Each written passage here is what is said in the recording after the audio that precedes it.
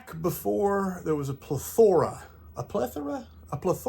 of 7,800 homebrews, we would have to look at the 2,600 homebrew scene or pray to the good God in the sky of video game freedom and love that something would poop out his grace hole and we would have something to play.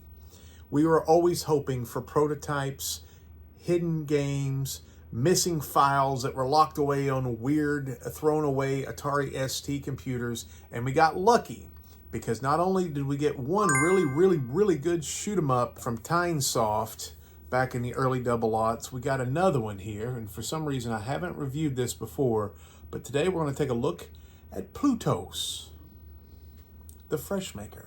Hola, childs. It's time for Funkmaster V's Getting Hip with the Atari 7800, where Funkmaster V, musician, ghost hunter, hat flipper, pro wrestler, and comedian takes you on a tour of all things cool about the Atari 7800. Are you ready to get your groove on? Because it's about to get funky up in here. Did you know that to name a video game, all you had to do was add an S to an existing planet? It works wonderful. Pluto becomes Plutos. The moon of Neptune, Gong Gong, becomes Gong Gongs. Isn't that better? And Uranus becomes Uranus. S's save the day. And like I said before, Plutos and Sirius were found on an Atari ST computer, so it all makes sense. Isn't that a nice segue? I've decided I'm not going to do 12 or 20 minute videos reviewing shoot 'em ups any longer because most shoot 'em ups are really good. Some are kind of crappy. Again, we'll go back to this is a prototype that was found on an old computer and we're lucky to have it. We do not know what state this game is in, how finished it was. The sound is a little sparse. The graphics look great, except for the boss battles. The boss battles look terrible, and they act terrible. I would hope somebody somewhere was going to spruce those up, because they all act the same, they all look stupid, and they're easy to destroy. Plus, their attacks are lame. Every shoot 'em up has a gimmick, and the main gimmick is how you decide to power up your ship. Kind of cool. It's like a light RPG element to it in a way. And you do this by running over numbers that are left behind by vanquished ships that you've destroyed. Explaining this gameplay mechanic is much more difficult than actually just experiencing it yourself. But basically, there are 3 different types of power-ups. Number 1 is dual rapid-fire lasers. Number 2 are spread shots. And number 3 is a power laser. So when you hit one of these corresponding numbers, you actually level up this particular weapon up 1. There's a maximum of 4 levels, and at the end, the 4th one is pretty good on each of these, except I do think the 3rd power-up is pretty lame. The power laser, it's a big, thick, juicy laser, but I don't think they played it right. I wish you were able to kind of hold down the button and cut everybody as you sweep back and forth, left and right. That would have been cherry. As it stands, it's not a viable option. I think the guy that broke the world record, he uses Power Up 1, and that's probably what you should do, even though Power Up 2 has a lot of really cool variations on the different types of spread shots. In fact, horse around with both and see what you like. So, in a way, the power-ups become obstacles, too, because if you've powered up your option number 1, the dual rapid-fire laser, to level 3, and then you accidentally pick up a number 2, you're going to revert back to the lowest and crappiest version of that particular power-up. Kinda lame, so watch out for that.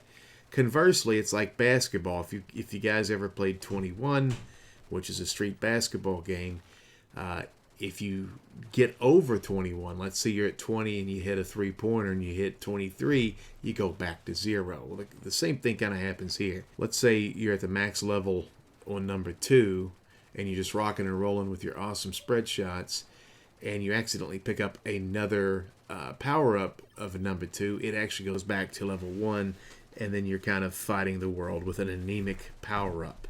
This sounds complicated, but it's not. The graphics are really impressive. But when you find out that actually the 6 levels are really just 3 levels with palette swaps and different colors, it hurts the experience a little bit. But you really have to be paying attention to that to even notice, because the background graphics are amazing considering this was made in the 80s for an Atari 7800. The game is fairly difficult, I would say, but once you get past level 3, the difficulty really ramps up to a nauseating level. The ships are much faster, they start shooting at you a lot more, and you're going to be in a lot of trouble if you're not good at these types of games. Another one of the best things about this game is the fact that 2 players can play simultaneously, and the second player's ship looks incredibly cool.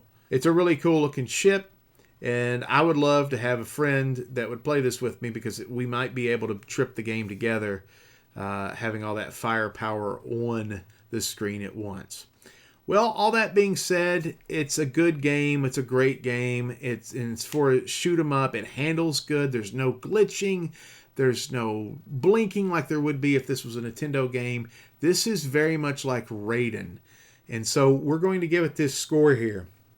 I don't like this game nearly as much as Sirius, because I think Sirius's levels are better planned out and the bosses are much better. And that's saying something, because the Sirius bosses aren't very good either. The sound is almost vacant, but everything else about this game is great, and it impresses anybody who's ever played a 7800 before and they had to play that game Galaga and pretend that was good. So to compare it to other similar vertical scrolling shoot 'em ups on the 7800, it's much more impressive than Planet Smashers. The audio is much better.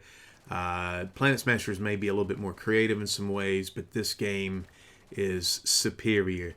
Xevious is very similar to this, and that one's going to be a toss-up on which one you prefer.